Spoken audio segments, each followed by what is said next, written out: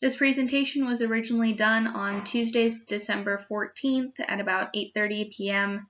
at the Scottish Society of San Antonio's Christmas open house. I just wanted to record it as well so that we had it. Good evening. I am Clara Sutton from Sea Scout Ship 26 Alamo in Canyon Lake. I am also a member of the Scottish Society. My family is heavily involved in our Scottish heritage, which is why we've been members of the Scottish Society for about 7 years, I think. I used to play bagpipes, and my siblings danced with the San Antonio Scottish Highland Dancers. I would like to thank the board for allowing me to come and talk to you. I am working on my last rank in Sea Scouts, and one of my requirements is to give a 15-minute presentation on Sea Scouting to an adult organization. The reason I chose to talk to the Scottish Society is because I know a lot of you already and think at least some of you will be interested in Sea Scouting because it has many ties to Scotland. I'm going to try to keep it interesting and keep coming back to those ties to Scotland. Some of what I'm going to cover tonight include a little intro to what Sea Scouting is, the fun activities we participate in, what practical seamanship and leadership skills we learn, and how we give back to our communities. So let's dive right in. So who here has been involved with Scouting? At this point, several people raised their hand. Awesome. So at least most of you are at least a little familiar with how Scouting is organized. How many of you have heard of Sea Scouts prior to today? A lot of people raised their hand. All right, that's a lot of you. Now put your hand down if the only reason you know about Sea Scouts is because of me.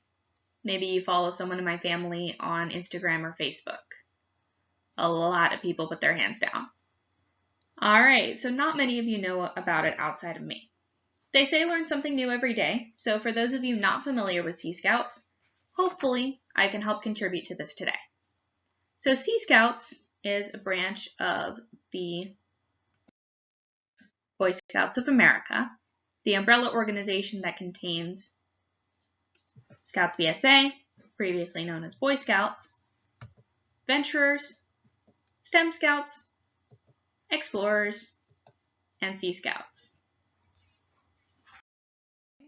Is geared toward ages 14 through 21 because it's considered a more advanced program with more high adventure activities, so an older age group is needed. Plus, it gives those who have aged out of Scouts BSA a way to remain involved in the Scouting program.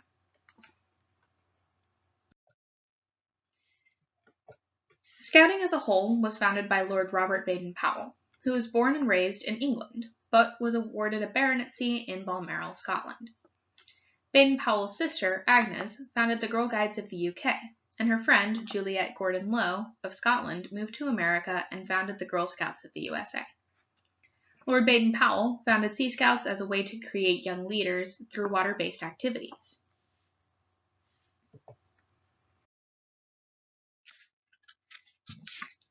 Sea Scouts participate in all kinds of aquatic activities, from sailing and paddle crafting to motorboating to scuba and swimming.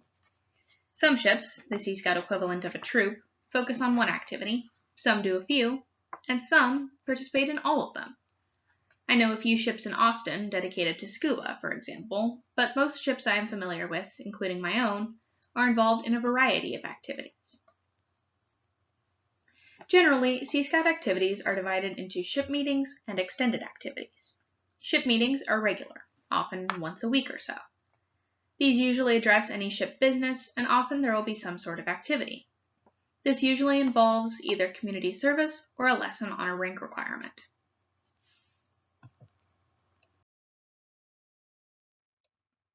Our extended activities usually consist of day sails or weekend-long campouts. All events are youth-planned and led. Adults advise and assist, plus sign any paperwork that requires an adult's signature. The adults are there to help facilitate the decisions the youth make. On many of these events, we can do a field trip. One time, we went to Corpus Christi for a weekend camp on Padre Island National Seashore and visited the USS Lexington afterward. Later, we took a special trip back and stayed aboard overnight. We're currently planning an overnight trip to the Galveston Naval Museum. If there is someone willing to plan an event, we can make it happen. All it takes is an idea, some interest, and someone to lead it.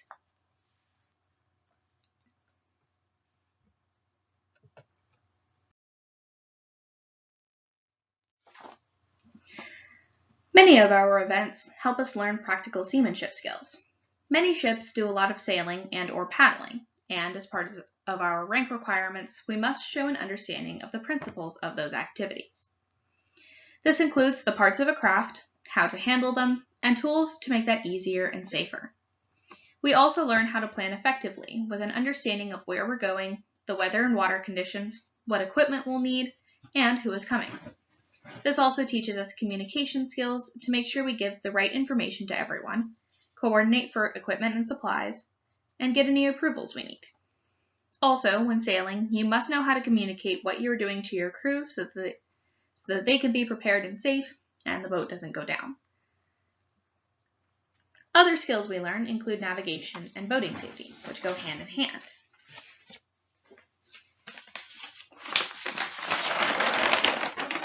This is the actual size of a navigational chart we use when on the water. And this is only 1/2 of Galveston Bay. I showed the full-size chart. I can't really do that on video, but I showed the full chart. This thing takes up an entire table. And we need it this big because I can tell you from personal experience that trying to do bearing fixes on an itty-bitty chart the size of a piece of printer paper is very difficult and tedious, especially on a moving boat. Doing that was one of the few times I have ever gotten seasick. We have slide rulers and compasses and charting pencils and special timepieces called chronometers and all kinds of other cool equipment to help us figure out exactly where we are, where we're going, and how to get there.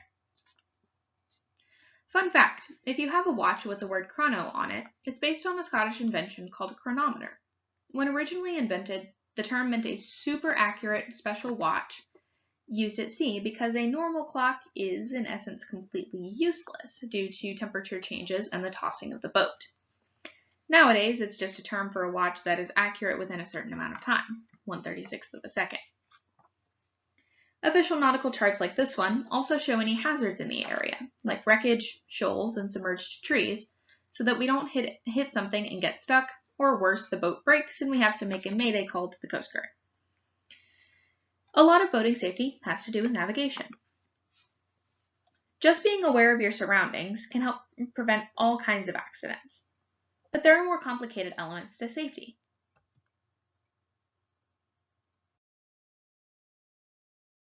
Sea Scouts work closely with the Coast Guard Auxiliary, which is like a civilian reserve unit of the U.S. Coast Guard. They do all kinds of things regarding water safety, including search and rescue operations, fixing water markers, and even hauling out wrecked boats. Sea Scouts can join the Auxiliary as soon as they join a ship if they want to, even though if you're not a Sea Scout, you have to be 17 or older to join. I am both a Sea Scout and a member of the Auxiliary, and the youngest person to reach the highest status in the Auxiliary. This has not been confirmed, nor has been challenged. There's all kinds of training we can do through the Auxiliary. For example, I am a vessel safety examiner and a certified communications officer.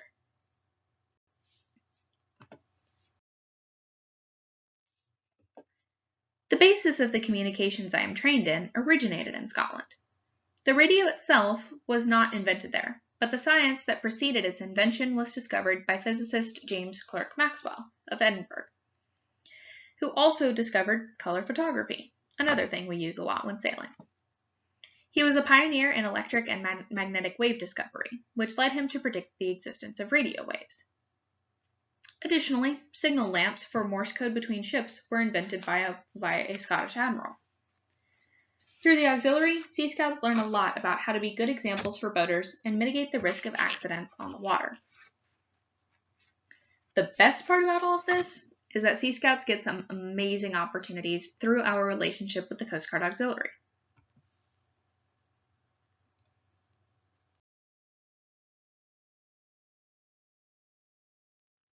This past summer, I was one of 10 Sea Scouts selected from across the nation to sail aboard the United States Coast Guard cutter Eagle for a week with first-year Coast Guard Academy cadets.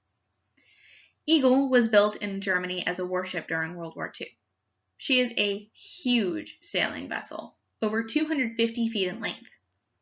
Eagle is also a bark rig, which is an ancient Scottish style with 2 masts with square sails and one with triangular sails. She sailed under the name Horst vessel for Germany during World War II.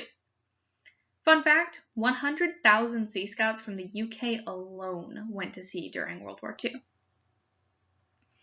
Being aboard the Eagle is no pleasure cruise for anybody aboard. We are all part of the crew. We worked, ate, and slept the same way the cadets did. Most of us had to do at least 1 watch a day. Some of us 2. My division had to do an 8 p.m. to midnight watch, then a midnight to 4 a.m. watch, back-to-back one day. We got a taste of true seafaring life. We were hauling lines several times a day to make sure the ship could sail most efficiently. We got to climb those 100-foot masts and steer the boat. We also got to use the radar map, another invention from Scotland. In 1936, the first working radar map was used, invented by Robert Watson Watt and his team in Scotland. I will say, as much as the permanent crew members said we would likely get seasick on the first day underway, none of the Sea Scouts did.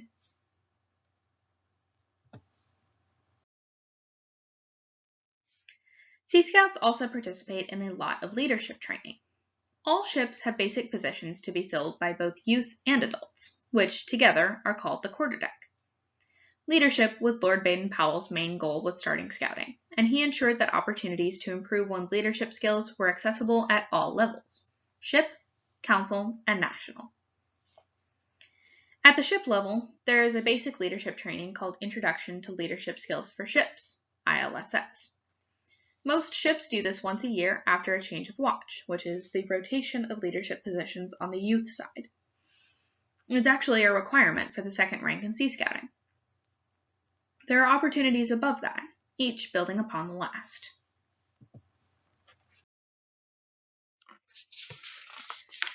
In Sea Scouting, we test our leadership abilities prior to receiving the final rank of quartermaster by leading a crew of at least 4 other Sea Scouts on a trip for 40 consecutive hours.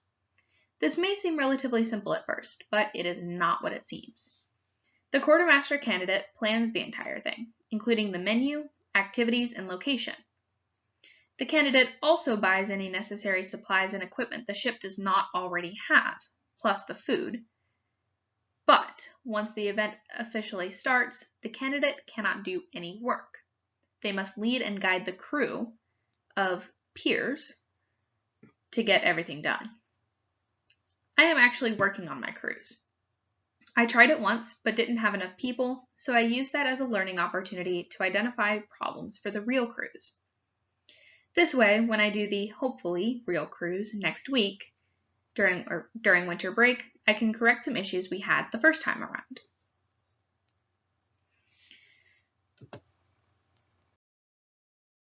Involved in this cruise is a service project.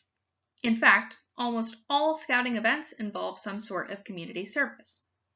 We sometimes have meetings dedicated to service, and all weekend or longer activities include at least a few hours set aside for a service project.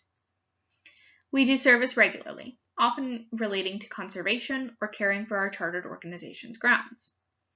At a beach campout, we collected 3 huge trash bags from the shoreline. At our most recent outing, we cut weeds from docks and boat slips to make it safer and less likely to damage the boats. Another requirement to achieve the final rank of quartermaster is to do a service project very similar to an Eagle Scout service project. I am currently working on mine, which will be complete in January 2022. If you follow my family on social media, you've probably seen several videos of me asking for donations for my project. I must plan, raise the funds for, and lead at least 2 other groups in conducting and installing the project. I am working with the Water-Oriented Recreation District Ward of Comal County to help with the butterfly garden they're building in one of the parks on Canyon Lake. I'm building benches to put throughout the garden as a way to help facilitate the community's involvement and appreciation of nature. Thank you all so much for listening. If you're interested in becoming an adult leader, or if you have children or grandchildren who might be interested, or would like us to come out and speak at a school or organization event, please contact us. If anyone has any volunteer opportunities for us, we are always open to that. We can do service projects, flag ceremonies, flag retirements, and so much more. I will now open the floor for any questions. Some of the questions I was asked were how long I've been in Sea Scouts, what my goal is after Sea Scouts, to which I told them about my goal of getting into the Coast Guard Academy and the likelihood that I will remain in Sea Scouting throughout my time in the Academy, and likely after. Another question was if my project was a secret. That was before I started actually talking about what my project was. They asked if it was a secret, and I expanded a little more on the project, told them that it was in Canyon Park Madrone Trailhead area. And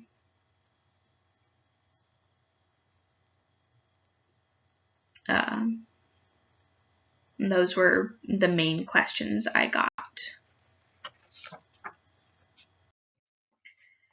If there are no more questions, I wanted to give you guys something a little bit more entertaining than just me talking. My siblings, Irick and Eliza Sutton, with the San Antonio Scottish Highland Dancers, were unable to make it today due to other dance obligations. So they prepared a video of them dancing and explaining the sailor's hornpipe, a dance that depicts many things sailors do today or may have done in the past. If you want to watch the video, just click the link in the slide and it should take you to the YouTube page where that video is posted. Thank you.